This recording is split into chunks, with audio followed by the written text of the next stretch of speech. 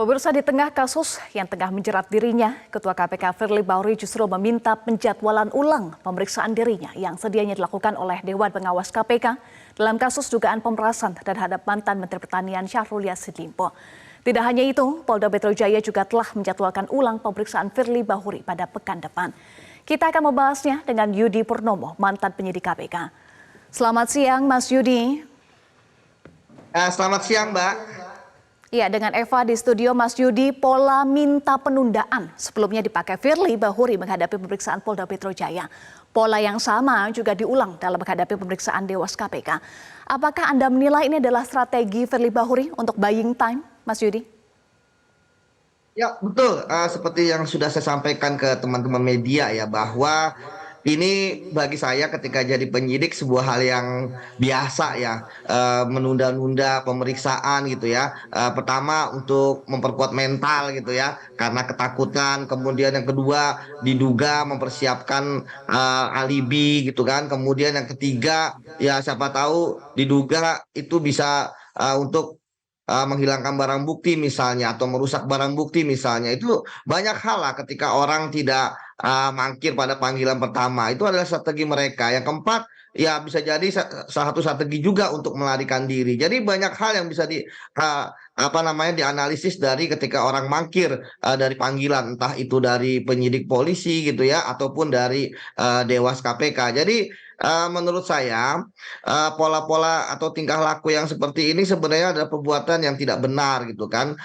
Tidak bisa jadi teladan ya, kemudian juga tidak menjadi contoh yang baik, apalagi yang bersangkutan adalah ketua KPK seperti itu, apalagi yang memanggil kan kemarin adalah Dewas gitu ya, organ yang ada dalam undang-undang KPK juga, yang gedungnya itu sebelahan lah dari gedung KPK, tidak begitu jauh seperti itu, Mbak.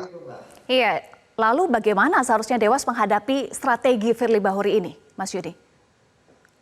Ya, kemarin saya lihat Dewas itu kecewa ya, dengan mengatakan tanggal 8 itu terlalu lama, banyak pekerjaan Dewas. Ya, saya paham. Karena apa? Karena Dewas ini kan sudah memeriksa SCL ya, artinya sudah banyak keterangan dari SCL, termasuk keterangan dari Pak Nurul Gufron ya, yang saya lihat sangat bagus bahwa dia tidak mengetahui adanya pertemuan antara Firly Bahuri dengan SCL. Artinya pertemuan tersebut tidak disampaikan oleh Firly Bahuri kepada pimpinan yang lain. Nah, seharusnya kan disampaikan. Artinya sudah ada hal yang tanda kutip perbuatan yang tidak benar di situ. Nah, sekarang apa yang bisa dilakukan oleh Dewas? Pertama, Dewas ini kan adalah orang-orang yang negarawan lah. Harusnya mereka dilantik langsung oleh presiden. Harusnya dihargai lah oleh Firly Bahuri. Kemudian yang kedua, ya tentu ada kan saling punya komunikasi ya. Segeralah komunikasi secara WA lah atau apapun juga, telepon dan sebagainya. Ketiga, ya samperin ke rumahnya gitu kan, ataupun kalau dia masih masuk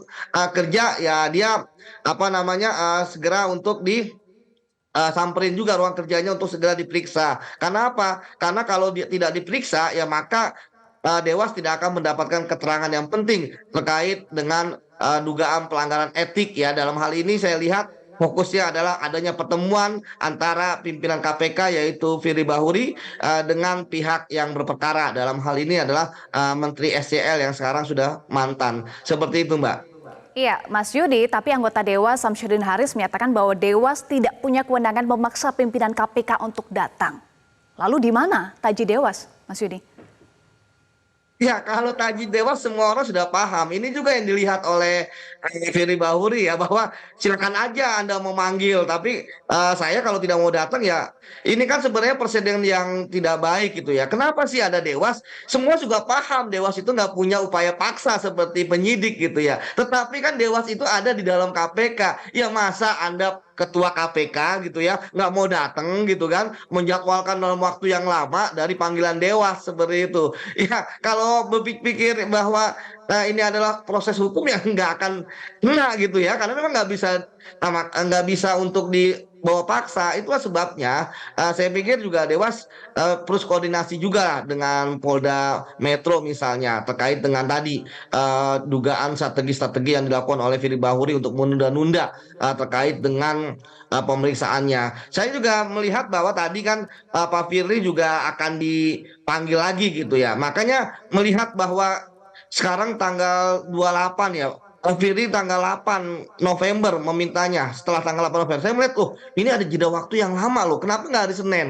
Nah ini yang menarik. Saya berharap bahwa eh, pihak Polda Metro Jaya ya melakukan pencekalan. Mengapa? Supaya tidak bisa melarikan diri ke luar negeri minimal. Sehingga yang bersangkutan masih ada di Indonesia. Kenapa? Jangan sampai nanti ketika polisi memanggil lagi untuk pemeriksaan lanjutan tidak datang lagi gitu.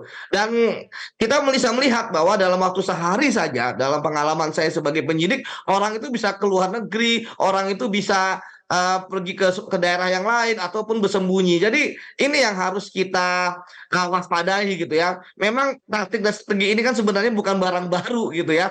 Artinya kenapa taktik dan strategi untuk menunda-nunda ini dilakukan oleh Ketua KPK. Ini yang sangat kita sayangkan, Mbak. Seperti itu. Iya, Anda sampaikan tadi harus ada koordinasi Dewas, KPK, dan juga Polda. Yang sebetulnya bisa dilakukan. Koordinasi seperti apa konkretnya? Ya, bahwa ini yang bersangkutan ini tidak mau hadir ya dalam kesempatan kemarin ya, menunda sampai tanggal 8. Ini tentu pertama ya koordinasi ini terkait dengan tukar menukar informasi ya. Kemudian yang kedua ya ada upaya lah permohonan dari Dewas gitu kan supaya misalnya Polda Metro Jaya juga bisa membantu mereka untuk bisa menghadirkan Firly Bahuri seperti itu. Karena kan sekali lagi Dewas itu memang tidak punya kewenangan dan ini yang diketahui oleh Firly gitu ya. Apalagi tadi saya katakan tentang waktunya kan begitu lama. Ya oleh karena itu tadi saya katakan strategi-strategi seperti tadi datang ke rumahnya proaktif Dewas ataupun ke ruang kerjanya itu harus dilakukan gitu untuk bisa memanggil Firly Bahuri. Karena saya juga nggak yakin juga apakah setelah tanggal 8 ada panggilan lagi oleh Dewas dia mau datang atau tidak seperti itu.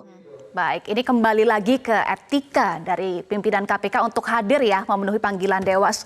Mas Yudi, apakah dalam memutuskan sanksi etik perlu memanggil Firly Bahuri? Karena kan sebetulnya kalau kita melihat aturan ya, Firly ini sudah melanggar pasal 36 Undang-Undang KPK. Pimpinan KPK dilarang bertemu dengan pihak berperkara. Ya, jadi ada dua hal yang sangat penting ya. Pertama pidananya dan itu kan sudah berjalan di Polda Metro Jaya lah.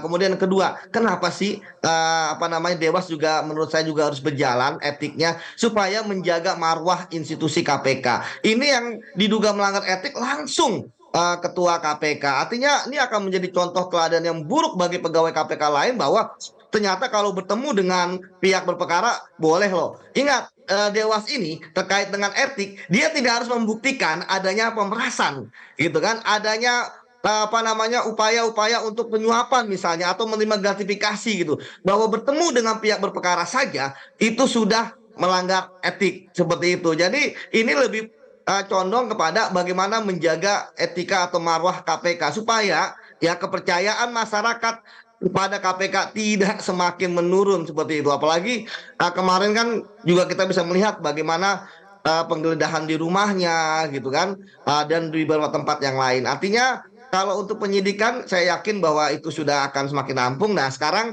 Dewas ini kan sudah punya etikat baik lah bahwa mereka ingin juga loh menegakkan sanksi etik di KPK dalam hal ini, walaupun memang Mbak bahwa sanksi etik paling tinggi pun walaupun berat pun itu hanyalah diminta mengundurkan diri. Tetapi saya pikir itu suatu hal yang bagus. Kenapa? Karena supaya jangan ada lagi pegawai KPK atau pimpinan KPK yang bermain-main dengan kasus. Seperti tadi dikatakan Pak Nurul Gufron ya bahwa dia tidak mengetahui ada pertemuan antara Pak Firly dengan SCL. Artinya apa? Artinya kan pertemuan tersebut ya di dalam ruang yang ini ya yang tidak terbuka gitu kan. Artinya kenapa Pak Firly itu tidak menyampaikan kepada pimpinan KPK yang lain. Ini kan menarik. Padahal dulu ketika kita bertemu di mall misalnya dengan saksi atau apa hanya say hello, kita harus dalam kesempatan pertama lapor kepada yang lain. Supaya apa? Supaya tidak ada fitnah. Kalau nggak ada apa-apa mungkin nggak apa-apa. Tapi ketika ada apa-apa ya akhirnya seperti ini. Inilah yang menurut saya tentu pimpinan lain juga harus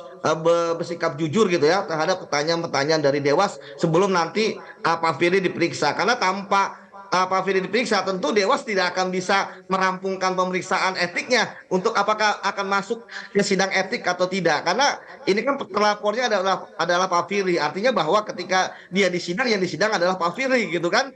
Kalau dia nggak datang ya akan complicated seperti itu Mbak.